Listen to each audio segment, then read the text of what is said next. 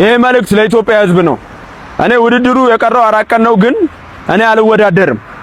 በቃ መወዳደር አልችልም። እኔ ለምን እንቁላሉን እኔ አስጠይቄያለሁ፣ በሃይማኖት ማስጠይቄያለሁ።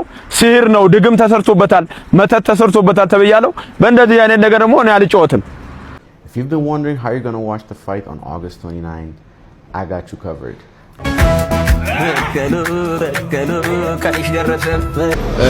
ሴዶ ዲሉዥናል የሆነ ዓለም ውስጥ የሚኖር ግለሰብ ነው። በራሱ ዓለም ውስጥ ማለት ይመቸው በራሱ ብሎኬት የገነባት ዓለም ውስጥ ነው የሚኖረው። I think maybe የረሳው ነገር ይኖራል። ETFC 1 የሚባል ነገር we don't need you ሴዶ. The only reason you're here, like I said, ህዝቡን የትክክለኛ ፋይተርና የኢንተርቴነር ልዩነት ለማስተማር ነው። አንተ ከተሰዋ በኋላ ETFC 3 ላይ ETFC 4 ፋይት አታረግም። this is going to be your first and last fight. አካል ጉዳተኛ አረጋለሁ ደግሞ አትራመድም። ከዚህ በኋላ 4 ቀናት ብቻ የቀሩት የነበረው ታላቁ የኢቲኤፍሲ ውድድር ተጠበቀው የማርሻል አርቲስት ፊልሚያ ይልቅ በእንቁላል በድግምትና በመተት ውዝግብ ተናወጠ። ታዋቂው ተወዳዳሪ ሴዶ ማርሻል የኢቲኤፍሲ ማሊያውን አውልቆ ከቦክስ ግጥሚያው ራሱን ማግለሉን አስታወቀ። ግን ይህ በቀላሉ የአንድ ተወዳዳሪ እምቢታ ብቻ ነው ወይስ ከዚህ ጀርባ የህግ የውል ተመልካቾች መብትና የስፖርት ሙያዊነት የሚያነሳ ትልቅ ጉዳይ አለ? ዛሬ በዚህ ቪዲዮ ሴዶ ለምን ከግጥሚያው ራሱን አገለለ፣ የእንቁላልና መተት ክሱ ምን ያስከትላል እና ከዚህ ውዝግብ በኋላ ሴዶ ጆኒ እና ኢቲኤፍሲ ምን ይጠብቃቸዋል የሚለውን እንመለከታለን። በኢቲኤፍሲ 2 ውድድሩ ዋዜማ ላይ የተፈጠረው አስገራሚ ውዝግብ የስፖርቱን አፍቃሪዎች እያነጋገረ ይገኛል። ታዋቂው የኢትዮጵያ MMA ተወዳዳሪ ሴዶ ማርሻል ከተያዘለት ግጥሚያ ራሱን ማግለሉን በቪዲዮ መግለጫ አስታውቋል። ሴዶ በመግለጫውም የውሳኔው ዋና ምክንያት በተቃዋሚው በኩል ድግምትና መተት ተፈጽሞብኛል የሚል እምነት መሆኑን ገልጿል። በዚህም ከተቃዋሚው ጋር ወደ ሪንግ ገብቶ ለመወዳደር ፈቃደኛ እንዳልሆነ በግልጽ አሳውቋል። በተለይም ሴዶ የኢቲኤፍሲ ማሊያውን አውልቆ መጣሉን ውሳኔው የመጨረሻ መሆኑን የሚያሳይ ምልክት ሆኖ ታይቷል። ይሁንና የውድድሩ አዘጋጆች በዚህ ጉዳይ ላይ የሰጡት ይፋዊ ምላሽ ካለ ለማየት ብዙዎች እየጠበቁ ይገኛሉ። ይህ ጉዳይ ከስፖርቱ መድረክ ወጥቶ በማህበራዊ ሚዲያም ትልቅ ውይይት ፈጥሯል። አንዳንድ የስፖርት ተከታዮች ሴዶ የግል እምነትን ማክበር እንዳለበት ሲናገሩ፣ ሌሎች ደግሞ ተወዳዳሪ ከሆነ የገባውን ውልና የውድድሩን ግዴታ መፈጸም አለበት በሚል አስተያየት ሰጥተዋል። ከዚህም በኋላ ትኬቱ የገዙት ተመልካቾችና ስፖንሰሮች ጉዳዩ በውድድሩ ላይ ምን ተጽዕኖ እንደሚያሳድር ይጠይቃሉ። ተወዳዳሪውም ከውድድሩ መገለሉን በውል ወይም በሌሎች ህጋዊ ጉዳዮች ላይ የሚያስከትለው ውጤት ካለም በቀጣይ የሚታይ ይሆናል። በአሁኑ ሰዓት ግን ትልቁ ጥያቄ ሴዶ ማርሻል ውሳኔውን ይቅርና ወደ ሪንግ ይመለሳል ወይስ ኢቲኤፍሲ ሌላ ተወዳዳሪ ያስገባል? የውድድሩ አዘጋጆች ቀጣይ ምላሽና ሴዶ ማርሻል የሚወስደውን ቀጣይ እርምጃ የዚህን ውዝግብ አቅጣጫ ይወስናል። ጉዳዩ በስፖርት አፍቃሪዎች ዘንድ እየተነጋገረ ስለሆነ አዳዲስ መረጃዎች ሲወጡ ሁኔታውን የበለጠ ግልጽ ይሆናል። እርሶስ ምን ይላሉ? ሴዶ በውሳኔው መጽናት አለበት ወይስ ወደ ሪንግ ገብቶም መወዳደር አለበት? የኢቲኤፍሲ 2 ውዝግብ የህግ ትንታኔ። ሴዶ ማርሻል ላይ የህግ ጥያቄ ተነሳ።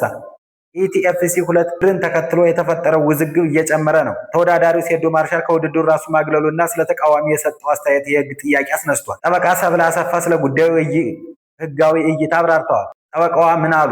ጠበቃ ሰብለ አሰፋ በውዝግቡ ውስጥ የቀረበው ክስ በቂ ማስረጃ ካልተደገፈ የህግ ችግር ሊያስከትል እንደሚችል ገልጸዋል። በተለይም በሌላ ሰው ስምና ክብር ላይ የሚደርስ ጉዳት በህግ አንጻር ሊመረመር ይችላል። እስከ 1 ዓመት እስራት በጠበቃ ሰብለ አሰፋ የተሰጠው ህጋዊ ማብራሪያ መሰረት በቂ ማስረጃ ሳይኖር በሌላ ሰው ላይ ሐሰተኛ ክስ በማቅረብ ስሙን ወይም ክብሩን ማጉደፍ የህግ ተጠያቂነት ሊያስከትል እንደሚችልም ተገልጿል። የትኬት ገዢዎችም ውድድሩን በተለያዩ ምክንያቶች ተቋርጦ ወይም ተሰርዞ ከሆነ በዚህ ምክንያት ቅሬታ ያላቸው ተመልካቾች ህጋዊ መብታቸውን ሊጠይቁ ይችላሉ። የትኬት ገዢዎች ምን ያህል ካሳ ሊጠይቁ እንደሚችሉ ግን በጉዳዩ ሁኔታና በህጋዊ ሂደቱ ይወሰናል። ኢቲኤፍሲ ራሱ ካሳ ሊጠይቅ ይችላል። በውድድሩ ተሳትፎ ላይ የተፈረመው ውል ካለ አንዱ ወገን የውሉ ግዴታ ለመፈጸሙ ለሌላው ወገን ጉዳት ካስከተለ የካሳ ጥያቄ ሊነሳ ይችላል። ይህም በውሉና በሚመለከተው ህግ መሰረት ይመረመራል። ጆኒ ድርሻ ምንድን ነው? በጉዳዩ ውስጥ ጆኒ የቀረበበት ክስ እውነት ነው ወይስ አይደለም የሚለው በማስረጃ መመርመር ያለበት ነው። የጉዳዩ እውነታ በህጋዊ ሂደት ካልተረጋገጠ በቀላሉ የጥፋተኝነት ድምዳሜ ማድረግ አይገባም። ለምን ወደዚህ ደረሰ? ኢቲኤፍሲ 2 በውድድሩ ዙሪያ የተፈጠረው ውዝግብ ከስፖርት ጉዳይ በላይ ወደ ህጋዊ ጥያቄ ተሸጋግሯል። ተወዳዳሪው አዘጋጆቹና ተመልካቾች በዚህ ጉዳይ የተለያዩ ጥያቄዎች አሏቸው። የህግ ባለሙያዋ የሰጡት ማስጠንቀቂያ የሰውን ስም የሚነካ ክስ ወይም ውንጀላ ሲቀርብ ማስረጃ መኖሩ አስፈላጊ ነው። ስለዚህ የኢቲኤፍሲ 2 ውዝግቡ በህግ አንጻር የሚያስከትለው ውጤት በተጨማሪ ማስረጃና በህጋዊ ሂደት ይወሰናል። ቀጣዩ እርምጃ ምን ይሆናል? የውድድሩ አዘጋጆች ተወዳዳሪዎቹና ተመልካቾች የሚያቀርቡት ጥያቄ በህጋዊ መረጃና ውል ላይ የተመሰረተ መሆኑ ይኖርበታል። የጉዳዩ ቀጣይ እርምጃ በተጨማሪ ማስረጃ ላይ ይመሰረታል። የኢቲኤፍሲ 2 ውዝግብ መደምደሚያ ሴዶ ማርሻልና ጆኒ የተነሳው ጉዳይ ከውድድሩ መድረክ ወጥቶ ወደ ህግ ጉዳይ ተሸጋግሯል። እስካሁን የተነገሩት ህጋዊ ማብራሪያዎች ጉዳዩን አቅጣጫ ቢያሳዩም ትክክለኛው የህግ ውጤት በማስረጃና በህጋዊ ሂደት ይወሰናል። ይህ ጉዳይ ግን ከእንቁላል ድግምትና መተት ክርክር በላይ ሌላ ጥያቄንም ያስነሳል። አንድ ተወዳዳሪ በውድድሩ ዋዜማ ላይ ለመወዳደር እምቢ ካለ አዘጋጆች በምን መንገድ ሊያስተናግዱት ይገባል? ተመልካቾችስ እንዴት ከገዙ በኋላ የሚጠብቁት ዋና ግጥሚያ ካልተካሄደ ምን መፍትሄ ይኖራል? በሌላ በኩል በማህበራዊ ሚዲያ የሚሰራጩ ውንጀላዎችን ከባድ የስም ጉዳት ሊያስከትሉ ስለሚችሉ የተናገረው ሰውም ሆነ የተከሰሰው ሰው ጉዳዩን በማስረጃና በህጋዊ መንገድ መፍታት ይኖርበታል። ይህም የስፖርት ውድድሩ ብቻ ሳይሆን የተወዳዳሪዎች ስም፣ የአዘጋጆች ኃላፊነት እና የተመልካቾች መብት የሚገናኙበት ጉዳይ ሆኗል። ስለዚህ ዋናው ጥያቄ ሴዶ እውነት ነው የተናገረው ወይስ አልተናገረም ብቻ አይደለም። የተቃዋሚውን ስም የሚነካ ክስ ሲቀርብ ማስረጃው ምንድን ነው? ውድድሩ ሲቋረጥ ተመልካቾቹ ምን ያገኛሉ? እና ከውሉ የተነሳ ተወዳዳሪው ምን ግዴታ አለበት የሚሉ ጥያቄዎችን አብረው መመለስ አለባቸው። በመጨረሻም ይህ ክስተት ለኢትዮጵያ ኤምኤምኤ የሚያስተምረው አንድ ትልቅ ትምህርት አለ። በውድድሩ ከመግባት በፊት የተወዳዳሪዎችን ውል፣ የአዘጋጆች ኃላፊነት፣ የሕክምናና ደህንነት ሂደት እና የውዝግብ መፍቻ መንገድ በግልጽ መቀመጥ አለበት። ይህ አይነቱ ግልጸኝነት በቀጣይ ተመሳሳይ ውዝግቦች ሊቀንስ ይችላል።